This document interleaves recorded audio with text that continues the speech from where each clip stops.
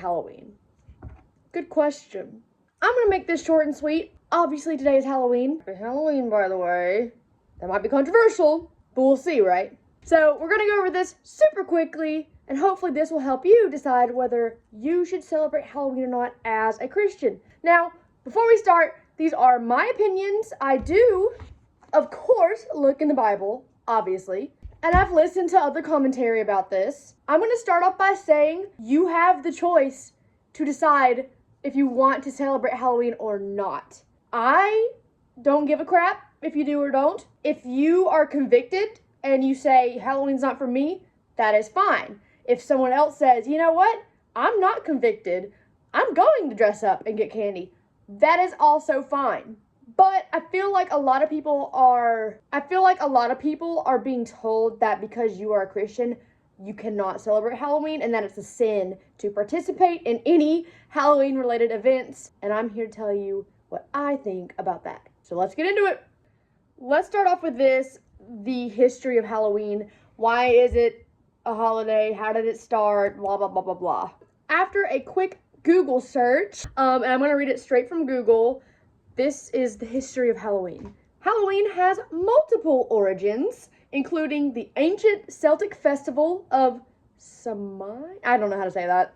The Catholic feast day of All Saints' Day. And it says superstitions about black cats. Apparently that's part of the origin. So let's go back to the Celtic festival. It is a pagan festival, and it marked the end of harvest season for the people of ancient Ireland and Britain. They believe that the veil between the living and the dead was the thinnest, and that the souls of the dead would return to visit their homes. And it's funny, to avoid being recognized by the ghost, people would wear masks and disguises. All Saints' Day is a Catholic feast day celebrated on November 1st, so tomorrow. All Saints' Day is a day to celebrate those who have already gone to heaven. The night before All Saints' Day, Halloween night. So on Halloween night, they would hold vigils for souls trapped in purgatory. So they would pray for them, basically. So there's that.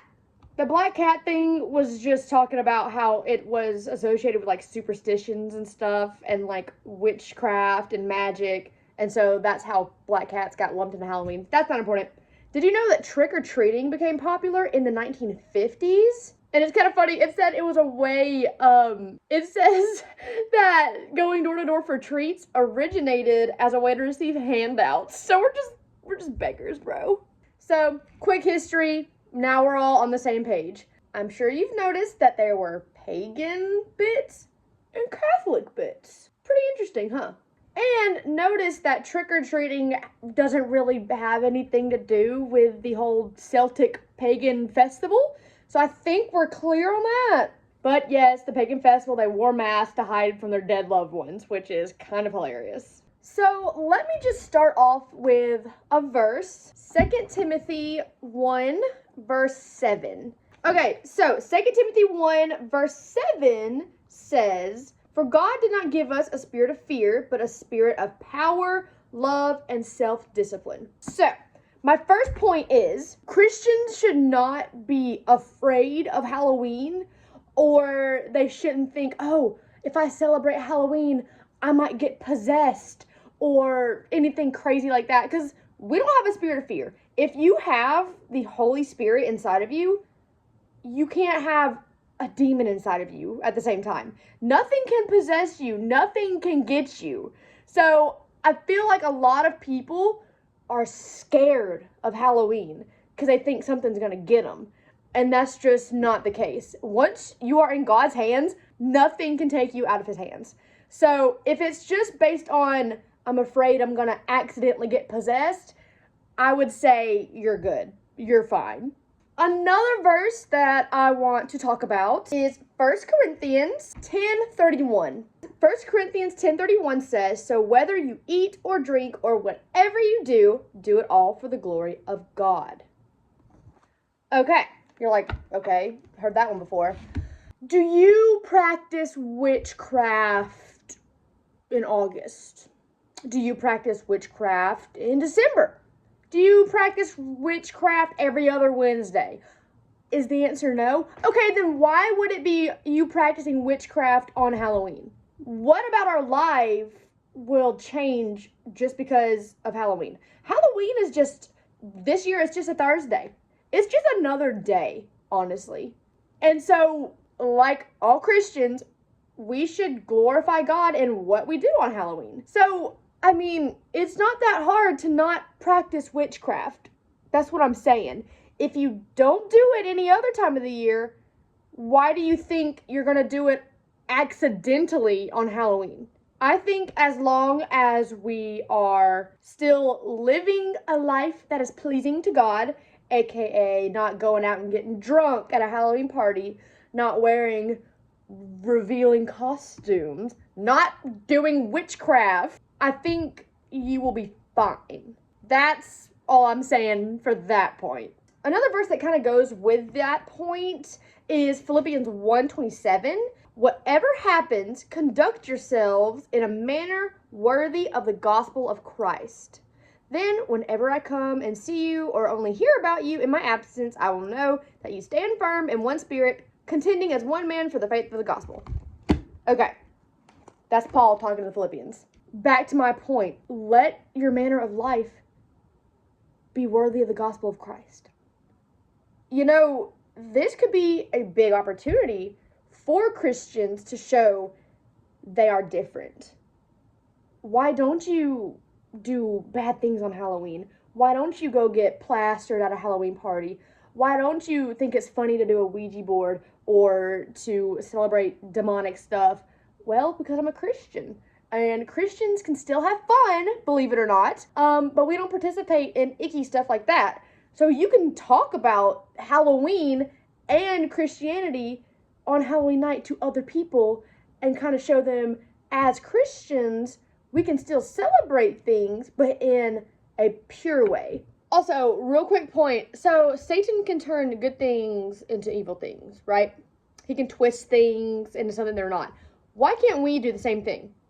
Why can't we take something that could be potentially bad and turn it into something for Christ, for his glory? Why can Satan do that, but we can't do that? Like, are you saying that Satan is more powerful than us with the Holy Spirit inside of us?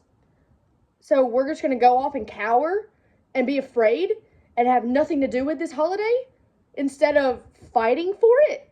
You know what I'm saying? I just had to make that point real quick. Halloween is a great chance to share the gospel. I mean, people have handed out like Bible tracts or booklets along with candy. Like I just said, you can be an example at that Halloween party or when you're out with friends and they ask, why aren't you participating in this not so good part of Halloween? Well, I'm a Christian. So it can lead to gospel conversations. I don't think we should be at home hunkering in our beds, scared to death of all the demons outside. I think since we don't have a spirit of fear, we should be going out and talking to these people. I mean, I don't know. That's just me, though. You can decide what you want to do, obviously. Okay, another thing I want to talk about, another point, is the term pagan holiday. That's always thrown around, how we're not supposed to celebrate pagan holidays. Girl, New Year's Eve, Lent, Easter, Halloween, and Christmas all have pagan origins, or parts of the origins are also pagan. So what? The Easter Bunny? Santa Claus? Just saying.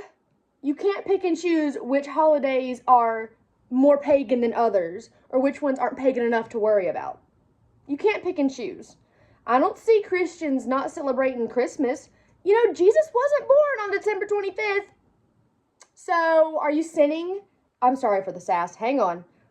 Are you sinning by celebrating Christmas when technically that's not when Christ was born, and there is a lot of pagan things going around there as well? I don't think having a Christmas tree in my house is a sin. That's just me, though. So, like I said, we have to be consistent with what we call an evil pagan holiday. You know what I'm saying? Because, like we saw with Halloween, there were Catholic origins and pagan origins. And it's the same with a lot of these other holidays. But no, we only pick out what we want. So just be careful when you're deciding why you don't want to celebrate Halloween. So that's basically it. Obviously, I celebrate Halloween. I love Halloween. It's actually my favorite holiday. Hopefully I don't go to hell. Sorry. I'm trying not to be sassy. I'm sorry. But no, and I totally respect you if you don't celebrate Halloween. That's fine. What I don't like is when people tell other Christians that they're being evil and going to hell because they celebrate Halloween. Just because I wear a Nacho Libre costume and try to get Reese cups, I don't think that is devil worship. Don't think. But if you have better proof, let me know in the comments below. But yeah, just be nice. Just be nice. Respect each other's decisions. You can respect that I celebrate Halloween just as much as I can respect you not celebrating Halloween. Okay? Okay. Thank you guys for watching this video, and I hope it helped. Let me know what you think about Halloween in the comments down below. And don't forget to like and subscribe. And I'll see you in the next one. Bye, you guys! Season argue.